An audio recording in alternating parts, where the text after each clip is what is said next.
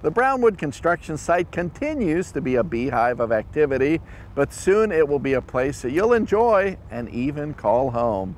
This month we'll bring you a behind-the-scenes look at all the changes taking place in and outside the majestic Barnstorm Theater. We'll also sit down for a very personal chat with landscape architect Michael Pape and designer Tracy Mathews. All that and much more coming up. You will not want to miss a minute. So put on your hard hat. It's time for the Building of Brownwood.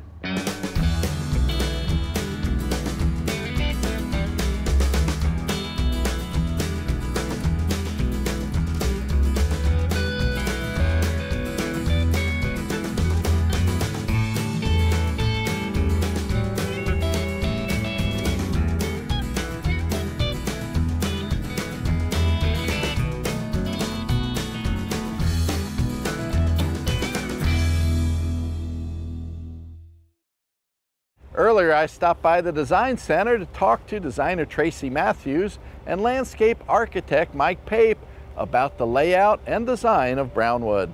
Take us back to the beginning when Pape first arrived in the villages and what you did and where you've gone since then. It's scary to think how long that's been, but it's also very gratifying to think about how long that's been. Actually, 25 years ago, we started working with the village's design group. And I was 10. I was 10. I was still in high school or something like that. We way back.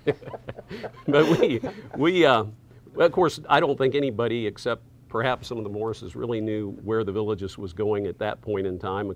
Indeed, it was Orange Blossom Gardens, and things were quite different in terms of what we were building and what we were selling. And again, it's all been a progression. From there, just getting better and more exciting and more vibrant as we've gone along. Obviously, a project of this scope has to start with this and this and this. Tell us how that works. Well, master planning involves a lot of master planning. Tracy can attest to the fact that this really began as a seed with the design team years and years ago. I would say a minimum of 5 or 6 years ago, and that predated any development south of 466. So before the first house was built south of 466, we had determined where Brownwood would be. And it's actually a very involved process that hopefully looks very simple when we're done. You know, to wind up with a town that looks like it's been there for decades or even, 100 years or more, it's not a challenge, but it's a process that you have to think through, and a lot of creative energy goes into that. We're sculpting exterior spaces, and those are spaces that have to have character and charm and quality for people to enjoy, whether it's taking a walk, whether it's just driving through, whether it's sitting out in a restaurant, in a cafe by the sidewalk, enjoying our beautiful Florida weather. All of those things have to be thought out, and we have to create those out of a very wide open area. I think when people think of landscape architects, they think of plants and trees and things like that. There's so much more to the process what Michael and his company do. I mean, from the brick pavers to the walkways and everything, the whole environment of what you're walking on and looking at. Is done by a landscape architect. The landscape architecture starts where the building wall ends and goes out. So it's really the creation of the exterior environment. We're coming out of the ground, but only with the first phase. We're building down what we call West Torch Lake Drive into Paddock Square on both sides of the street. And then after we finish with phase 1, we're starting the design process for some of the next phases, and we'll build ourselves around the square. How many phases are there going to be? We're not quite sure. It'll probably, I would guess there'll be 3 or 4 more. The planning is even happening as the building's happening. Yes, we're still in the development and planning stages, even though phase 1 is going up. We're already working on the next part. Well, just to give you an overview of the master plan, we have to the east on this side of Brownwood, Buena Vista Boulevard, which comes down from the north and intersects and basically ends at State Road 44. On the west side, we have Powell Road. Of course, we have the 5 roads that bring traffic at a smaller scale off of the 4 lanes right into the heart of Brownwood, and our development with that heart being, the figurative and literal heart being Paddock Square. The first phase has, as Tracy explained, started from the east and come in on West Torch Lake Drive. Of course, the most notable building that anyone who looks or drives by now will see is the Barnstorm Theater, which is the large building here just east of the square. We have basically 5 buildings that are shown on the plan. So those areas and the associated parking constitute phase 1. Who knew? Who would believe? You know, when this all started and my dad was here with all his wacky ideas, who's going to believe that? And it takes a certain amount of trust and faith, a leap of faith to follow a dream that doesn't quite seem like it could come to fruition. And so over the years, that's how that's how we've been lucky enough to build a team. We had people that were think outside the box. They said, yeah, we can do this. We create so many spaces, not just in our town centers, but throughout our community for people to walk, ride bicycles, rollerblade, their golf cars, segways, however they want to get around in the villages. Wherever you go, the environment is beautiful. And it just makes you feel wonderful. It makes you happier and more alive and get younger every day. You don't want to leave. You don't want to leave. You definitely know when you're here, and you definitely know when you're not. That's right. And that is, you can always tell when you're coming into the villages, no matter what direction you're coming from, and that is a true sense of pride. Brownwood is going to be, I think, a unique product that's built on everything that we've learned up to now, and it's such a pleasure to have the opportunity to do this. We think it's going to be one of the crowning jewels of the villages.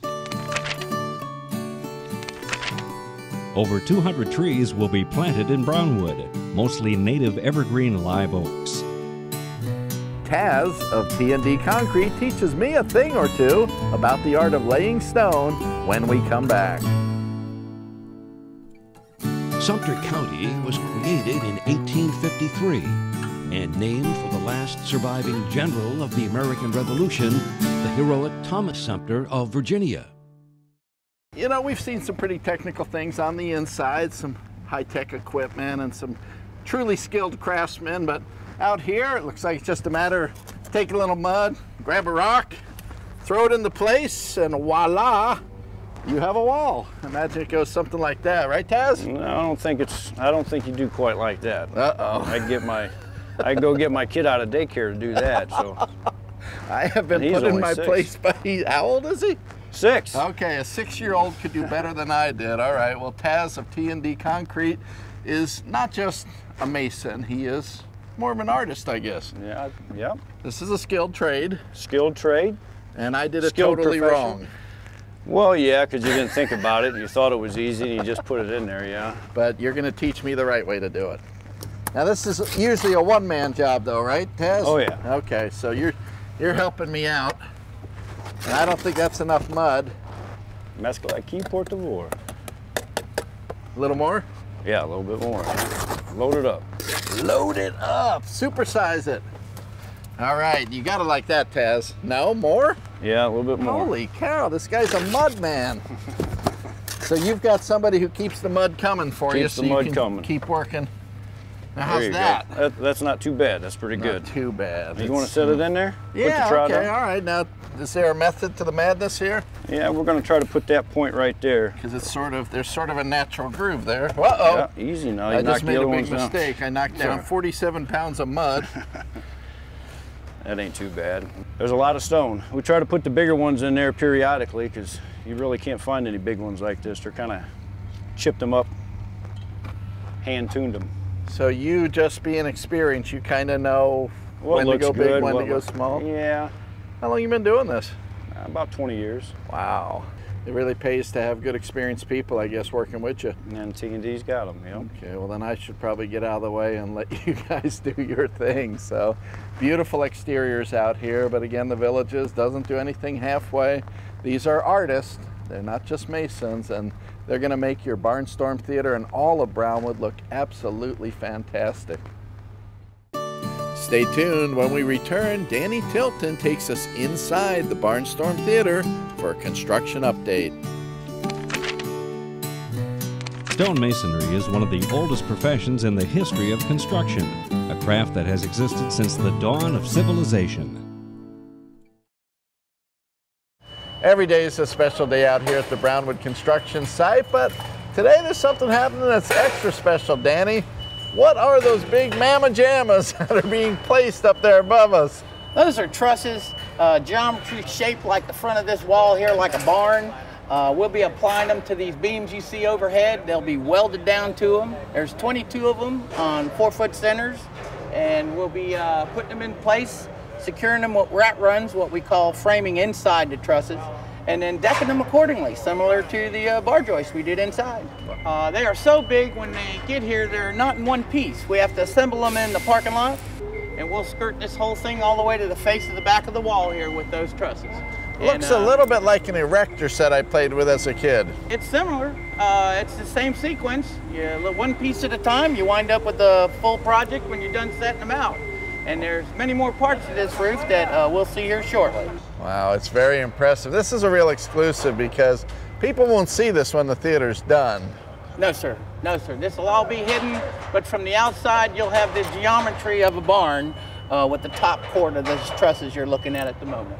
Okay, so when villagers are taking their friends here, they can say, now I remember seeing when they put those trusses in place. It's very neat. Now I'm wondering why we're standing on plastic here as these trusses are going in. Well, what you see on the floor here is a protective plastic, which is simply a 2-mil bisqueen.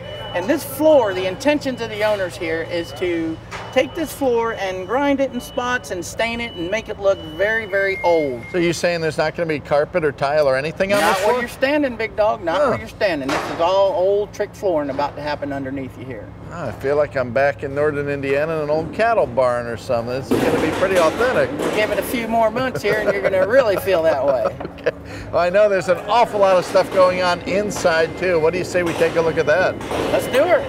Well, Danny, last time we were here, it was just a big concrete box, and now I see all sorts of framings taking place and probably a lot more things that I don't understand. So tell me what's been done. We're configuring the floor plan at the moment with these metal studs here to the layout, what's on the blueprints. You got MEPs going on in here, which is all these cables and plumbing and whatnots. You got fire suppression overhead.